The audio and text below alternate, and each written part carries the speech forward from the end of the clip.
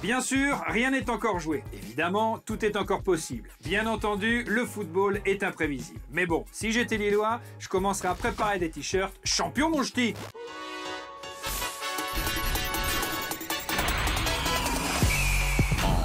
I know you're a superstar, a supernova shining, you can see from super far. C'était à craindre, c'est désormais à prévoir. Le spectre d'une saison sans titre se dessine pour le Paris Saint-Germain. Tenu en échec à Rennes, les Parisiens pointent aujourd'hui à 3 longueurs des Lillois. Une énième contre-performance qui leur sera sans doute fatale. Pour YouFoot, Alix Dulac a suivi le match aux côtés d'une ancienne gloire du club, Eric Rabé-Sandratana, consultant pour France Bleu Paris, mais d'abord et surtout supporter du PSG. Hello tout le monde, rendez-vous dans les locaux de France Bleu Paris pour un inside forcément particulier, puisque je vais le vivre avec un commentateur tout aussi particulier. Bonjour, comment va? Ça va, hein?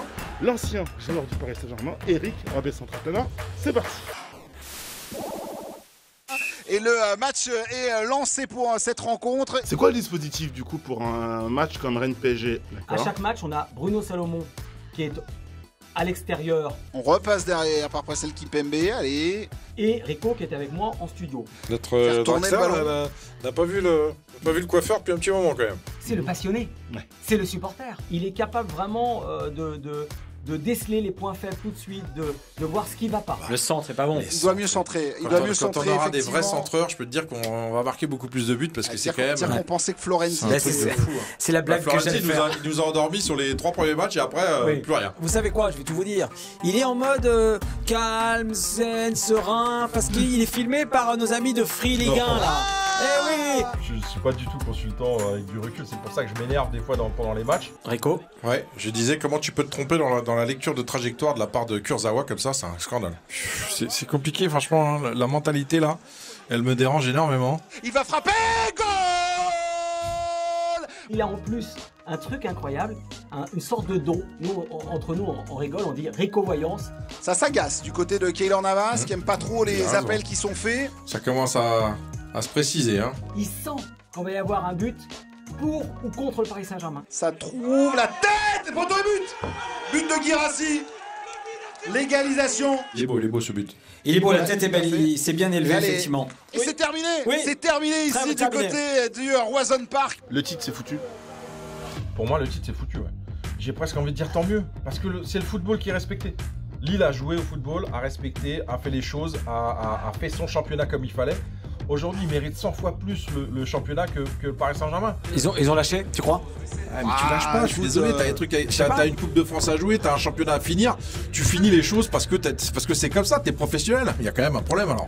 C'est un comportement d'enfant gâté. Je dis pas, moi je le dis à ta place, il aurait été sur le terrain, ça se serait mieux comporté les amis. En tout cas, c'est tout pour moi, à la prochaine pour un prochain Inside. Ciao ciao.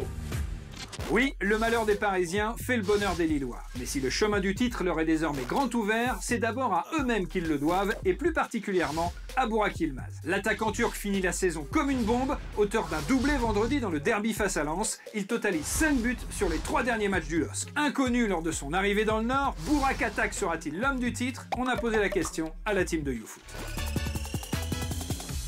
Oui, c'est la bombe Burak, l'homme de l'année, l'homme de la saison, Burak 2021.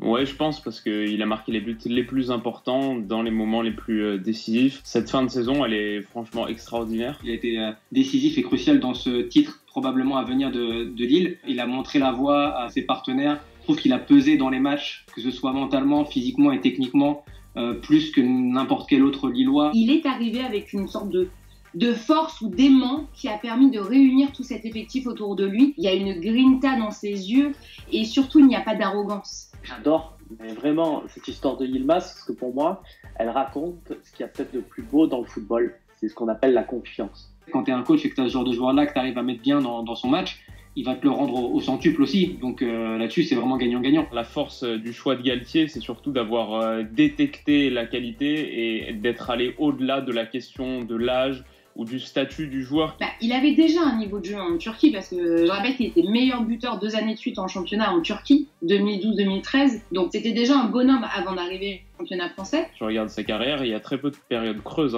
Dans tous les clubs où il est passé, il a marqué absolument de partout. Dans des clubs à très très haute pression, Galatasaray, Beşiktaş, entre autres. Il partait déjà sur des bases très solides. Parfois, on peut ne pas donner le titre de meilleur joueur à un mec de l'équipe championne. Ça peut arriver. Vu à quel point il est décisif dans les matchs importants, il faut quoi de plus? Parce que Mbappé, il a marqué 3 buts contre Angers et 3 contre Dijon. Faut être sérieux. Il est apprécié dans beaucoup d'endroits où il est passé et la France ne fera pas exception. Dans cette dernière ligne droite, l'OL accélère. 4 victoires sur les 5 derniers matchs, à 100 à l'heure dans le sprint final, une spécialité lyonnaise.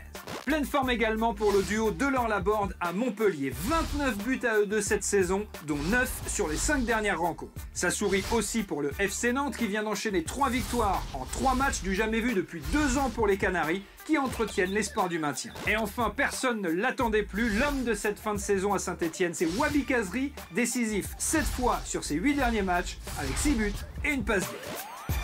Comme nous tous, les Ultras caressent l'espoir d'un retour au foot d'avant. Ce week-end, ils ont retrouvé un peu de sa saveur. Qu'est-ce que ça donne? Un Social FC avec de l'ambiance, de la ferveur et du bon gros fumier.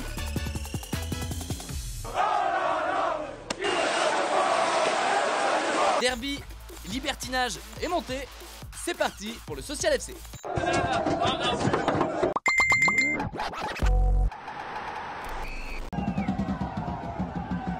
Dans une ambiance digne des grands soirs, les Lyonnais continuent d'espérer et savent qui remercier après le succès contre Lorient. À Angers, entre hommage et saut de mouton, les Noirs et Blancs ont assuré leur maintien en étriant Dijon. Direction l'Alliance Riviera et le premier but d'Hassan Kamara avec les Aiglons. Tu nous racontes? Ça a été spontané. Ben en vrai, c'est mon job, c'est rien, faut pas crier, tranquille. Vérité et victoire, ça vaut bien une petite Dalen Dance, ça.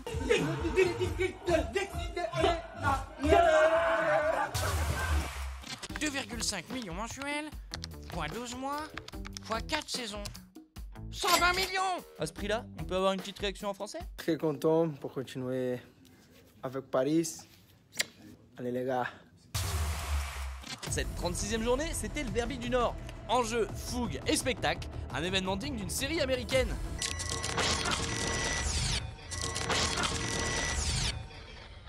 C'est l'heure du départ pour les soldats Dog. L'objectif est simple, ramener les 3 points.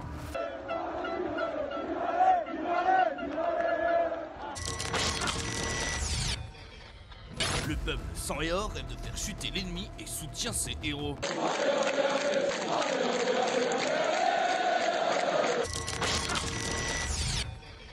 Au même moment, zoom sur le combat de l'Herpétès Ichneumon, alias la mangouste.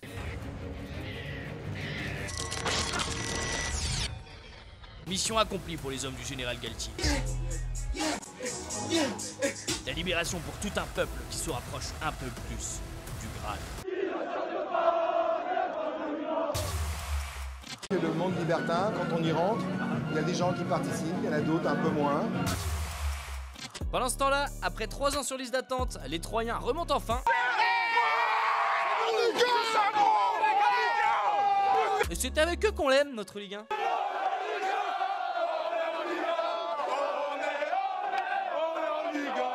Le foot continue sur l'appli Free Ligue 1 Uber Eats avec tous les buts, tous les résumés des matchs et des contenus exclusifs. Activez bien les notifs, vous saurez si Paris est magique ou s'il y avait un truc, comme un double fond par exemple. C'est mieux que YouTube, c'est presque mieux que YouPorn, ça s'appelle YouFoot et ça revient vendredi.